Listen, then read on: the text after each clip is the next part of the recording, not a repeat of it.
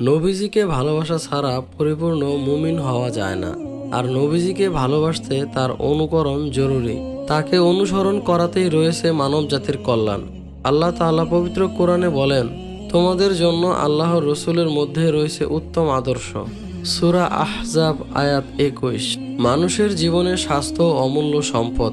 স্বাস্থ্য ভালো রাখতে পুষ্টিকর খাবার গ্রহণ জরুরি। নবীজি সাল্লাল্লাহু আলাইহি ওয়াসাল্লাম হালাল ও পুষ্টিকর খাবার খেতেন। তার পছন্দের খাবার সম্পর্কে হাদিস থেকে জানা যায়। আজ রসুল সাল্লাল্লাহু আলাইহি ওয়াসাল্লামের 5টি পছন্দের খাবার নিয়ে কথা বলবো ইনশাআল্লাহ। নাম্বার 1, খেজুর। আরব মরুভূমির দেশ, প্রধান খাদ্য খেজুর ও রুটি। নবীজি ফল পছন্দ করতেন। তার প্রিয় ফল ছিল খেজুর। খেজুর যেমন সুস্বাদু তেমনি পুষ্টিগুণে অপরিসীম। হযরত আব্দুল্লাহ ইবনে সালাম রাদিয়াল্লাহু তাআলা আন বলেন, আমি রসুল সাল্লাল্লাহু আলাইহি ওয়াসাল্লামকে বার্লির এক টুকরো রুটির উপর একটি খেজুর রাখতে দেখেছি। তারপর বলেছেন, এটি সালন মশলা। আবু দাউদ 3830।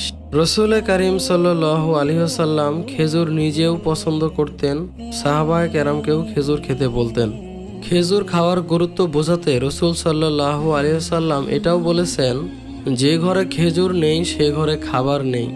হাদিসে এসেছে, রসুল সাল্লাল্লাহু আলাইহি ওয়াসাল্লাম বলেন, যে বাড়িতে খেজুর নেই সে বাড়ির অধিবাসীরা অভুক্ত। আবু দাউদ 3831।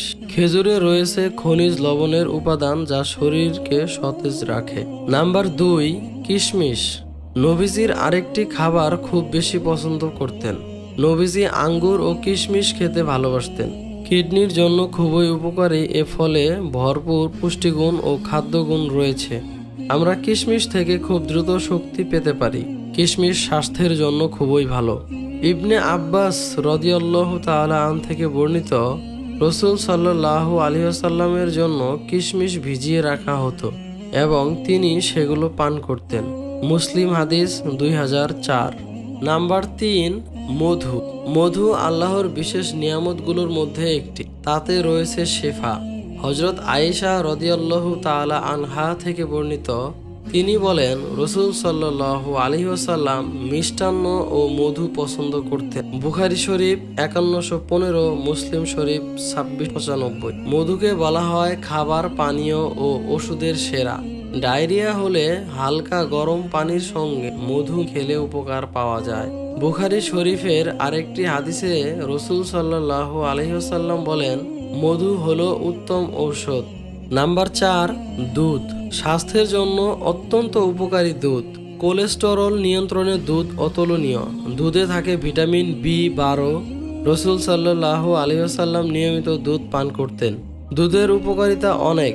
কোলেস্টেরল নিয়ন্ত্রণ, ভালো ঘুম, হাড় মজবুত, ত্বক সুন্দর করা সহ আরো অনেক উপকার রয়েছে। হযরত আনাস রাদিয়াল্লাহু তাআলা আন থেকে বর্ণিত, রসুল সাল্লাল্লাহু আলাইহি ওয়াসাল্লাম বলেন, মিরাজের রাতে বাইতুল মাকদিসে আমি 2 রাকাত নামাজ পড়ে বের হলে জিবরাইল আলাইহিস সালাম আমার সম্মুখে শরাব ও দুধের আলাদা 2টি পাত্র রাখেন।